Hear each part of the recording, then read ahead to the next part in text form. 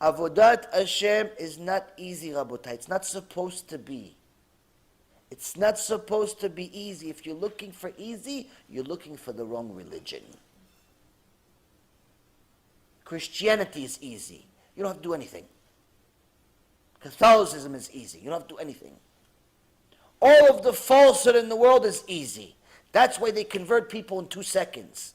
Oh, you want to be Christians? Yeah, come, we'll throw some water on you, eat a cracker that from 1937, and go, you're good, you're Christian. I don't have to know anything, I don't have to do anything. No, you're good. You're good, just believe. What? Some idiot died 2,000 years ago, you're good. I don't really believe. It's okay, you'll believe over time. Just take the cracker. Eat the cracker, la briut. Here, go, enjoy. Here's some water, go jump in the pool. Makes you... Why are you bringing mishugaim to your mind, to your life, to your neighborhood? Why? Why are you bringing all these mishugaim? Why? Rabotai, Avodat Hashem is not easy. The sages explained to us, why did Hashem make Am Yisrael go to Egypt, become slaves?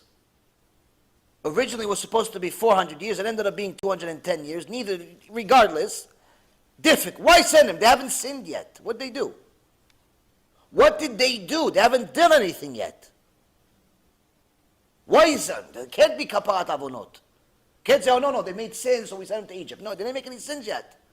Why? Because they didn't exist yet. He told Avraham Avinu, Avraham, by the way, your descendants, I'm going to send them to Egypt, they're going to be slaves. But why? They haven't done anything yet. They haven't done anything yet. Why you send them to be slaves?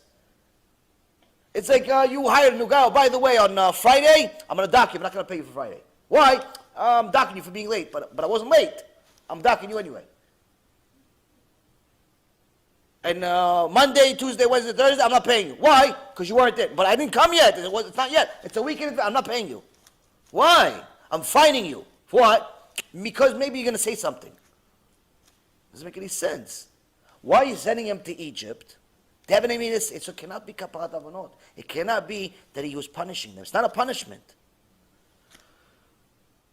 So I heard Rav again say this once.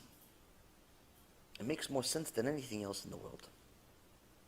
Because it agrees with the sages that I read in other places. Hashem Yitbarach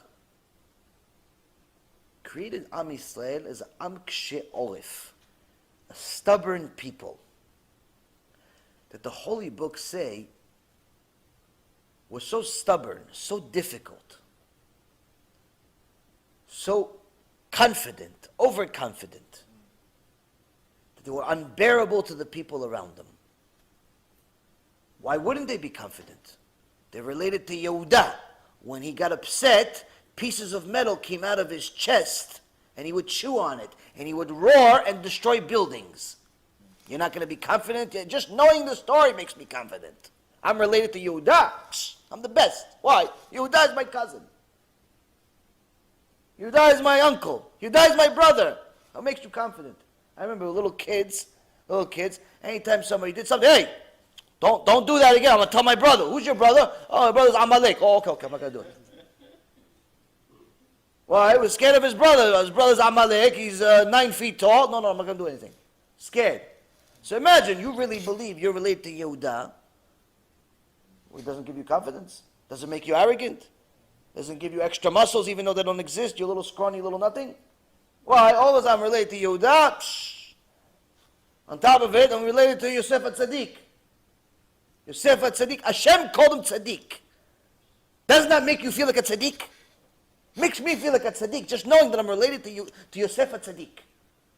Why? Everybody tells you, listen, I don't keep anything. But my grandfather was a rabbi. My grandfather was a rabbi. My great-grandfather was a rabbi. You know how many books he wrote? Good, he's in Gan Eden. You in Gehenom, though. What's the problem? What makes you think that? But the Yetzer Hara convinces us that the fact that we're related to these tzaddikim, these kedoshim, these heroes, makes us better. So you know I'm related to Avraham, Yitzchak, and Yaakov. I'm related to all of them. Doesn't give you confidence? So Am Yisrael was created as an Am Kshe Oref, a stubborn, strong people. Made it unbearable. But a nation like that can become extremely holy like their forefathers. That same power gave Avraham the koach, the strength to jump into a fire without knowing whether Hashem is going to save him or not. Why? Just not to go against him. Yeah, but maybe you should just save your life, pretend like you worship their false god for 5 minutes, then go back to worshiping God. No, not even for 5 seconds. It's worth to die than to go against Hashem for 5 seconds. Yeah, but nobody else believes it. You're the only one. You have no proof. You have no sources. There's no Torah in science. There's no Mesdat Yesharim. There's no proofs of what you're saying. You have no proofs. The whole world is idol worshippers. You're willing to sacrifice your life? Yes. Yitzchak wouldn't have done what he did and tell us, Abba, make sure you tie me really good so I don't run away from you, because last minute I may get weak. And try to run away, and I'm stronger than you. I'm younger and stronger than you. I may hit you, and then the whole blessing you did to do the slaughtering for Hashem is levatala. You're going to make a sin. So make sure you tie me good with akedah, tie my hands to my legs and everything, so it's a nice clean cut, Hashem. You're not excited about getting slaughtered without being strong and confident in your connection of Hashem.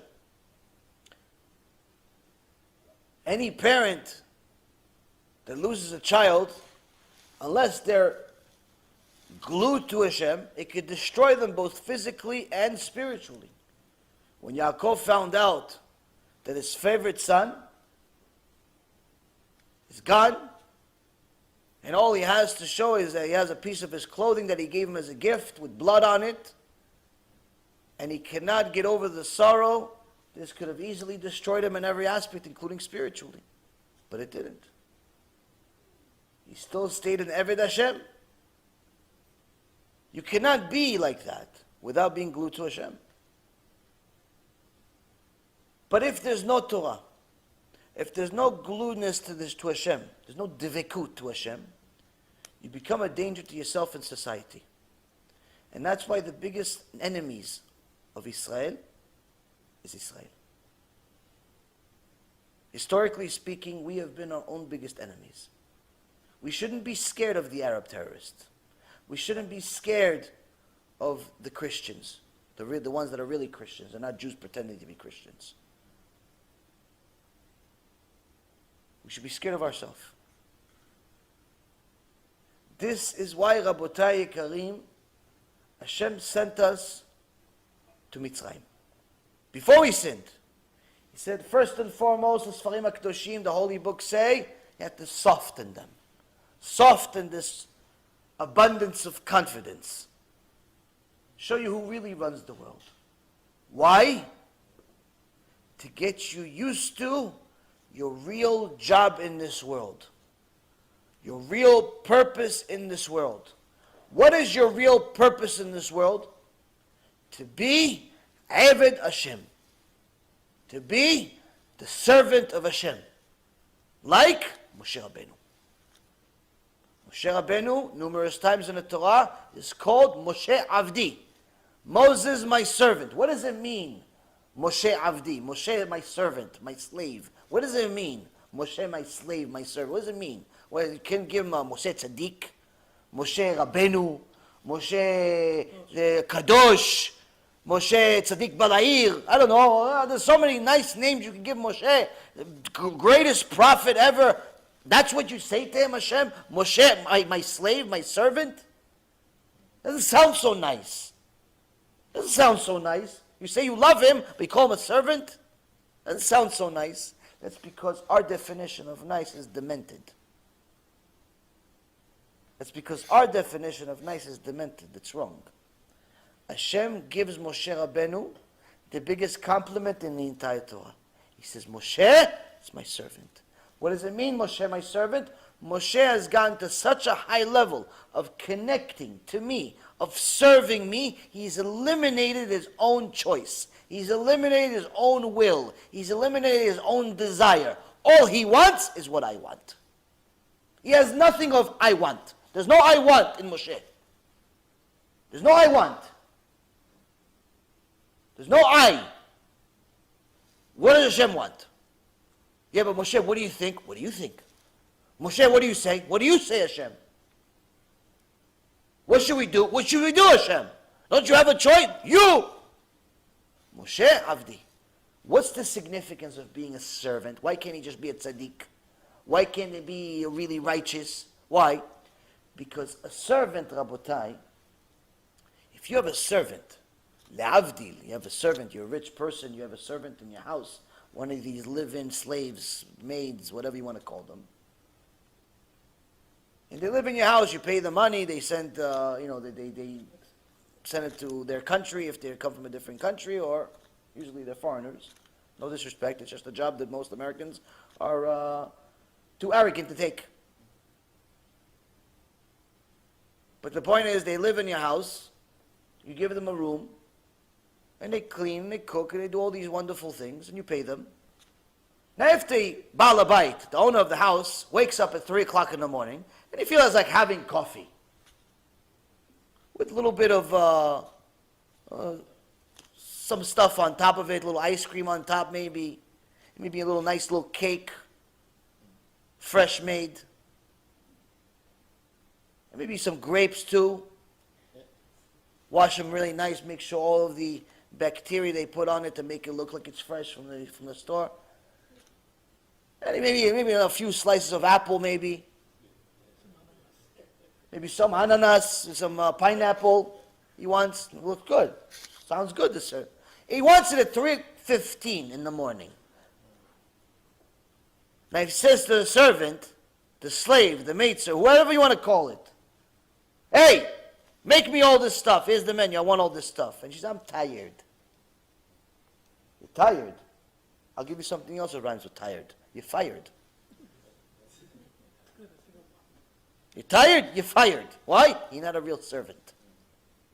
A servant does not say, I'm tired. A servant does not say, it's hard. A servant says, yes, sir. Of course. Thank you for giving me the opportunity to serve you.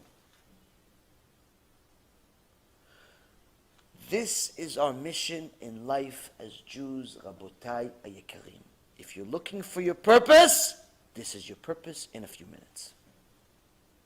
Moshe achieved that purpose. We are supposed to achieve that purpose. At the very least, strive for it. Our whole life, however long it is. And this is the reason why Hashem sent us to Mitzrayim. Why? Go there and learn what it means to be a servant. What it means to be a slave. Why? Because if you're not a slave to Hashem, you're a slave to the Goyim. You're a slave to problems. You're a slave to everything else but Hashem. Either way, you're a slave. Either way, you're a slave. Only the one that's a good one for Hashem, you get paid at the end. You get paid for eternity.